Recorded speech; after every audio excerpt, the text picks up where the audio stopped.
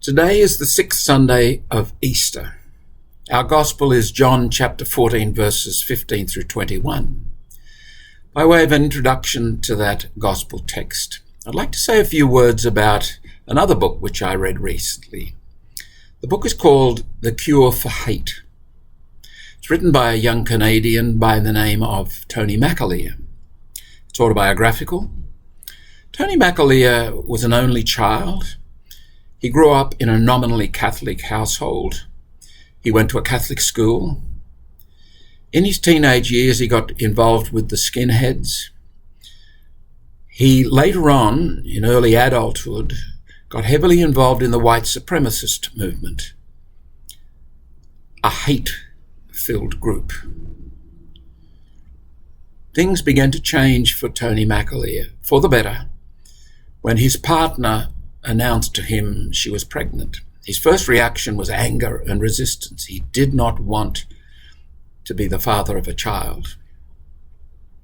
However, when the child was born and he held that infant in his hands, he was on a different path. It was as if the child's presence announced powerfully to Tony McAleer, you can't go on living this way. Hate is not the way to be human.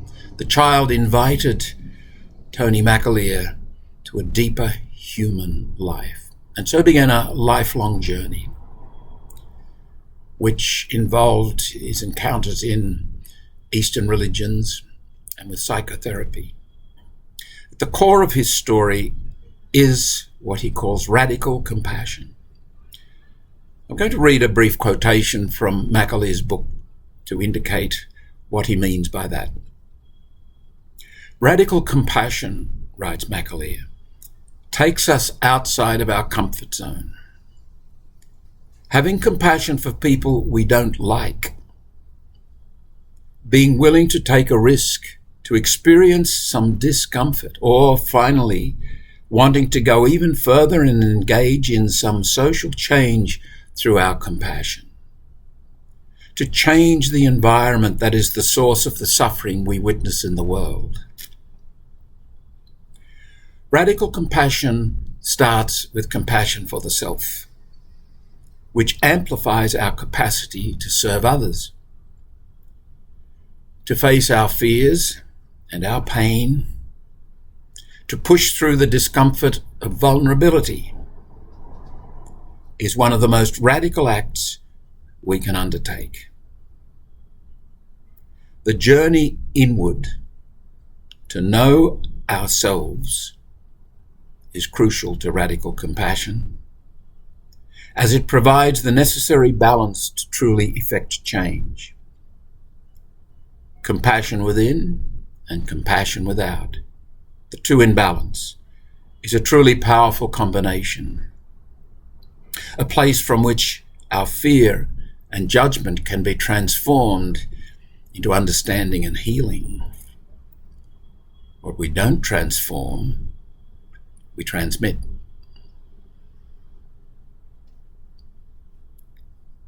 Tony McAleer, it seems, had to go outside the church to find his way to this view.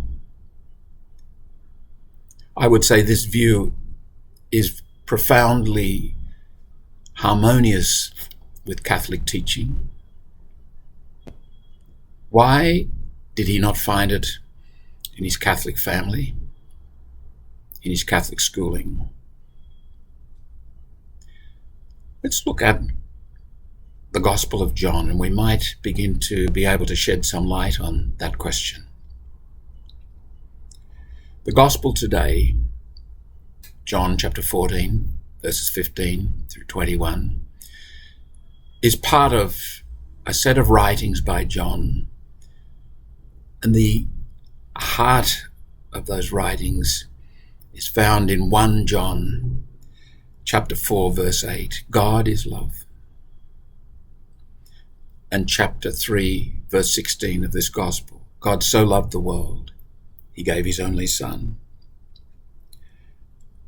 And John reminds us that all love comes from God. And when Jesus commands us to love, He's calling us actually to be in his love, to be the place where he enters the world, to share a life with him, to share the gift that is on offer through him in the incarnation. It's not about a stoic, self-disciplined, will-centered pursuit of values. It's about getting out of the way, basically. Listen to these words from the gospel we've read today. Because I live, you also will live. You will know that I am in the Father, and you in me, and I in you. That is the core of our life, baptized into Christ. That is the essence of discipleship. That is really the starting point of all Christian morality. What does it mean to be a Christian? It means to accept that, to embody that, to live that. So our first step has to be to listen, to become aware, to be overtaken by God's love. God has only one question for us all. Will you let me love you?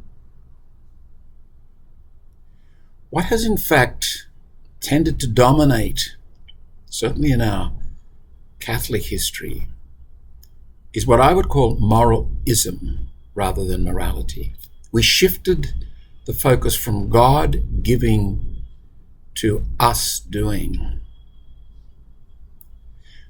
Somehow or other, the equation came into being: if I behave myself, if I do the right thing, then God will love me and God will reward me.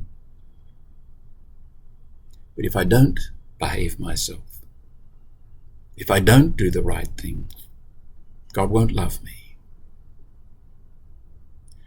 That is moralism at its most destructive. There's nothing you or I could do that can make God love us more or less. God would be less than God if God loved us less. God is love. The heart and soul of discipleship, of being a Christian, of being Catholics, is to get out of the way and let God be God in us. To be the place where God in infinite love comes into the world. It's not about us performing, not about our morality or immorality.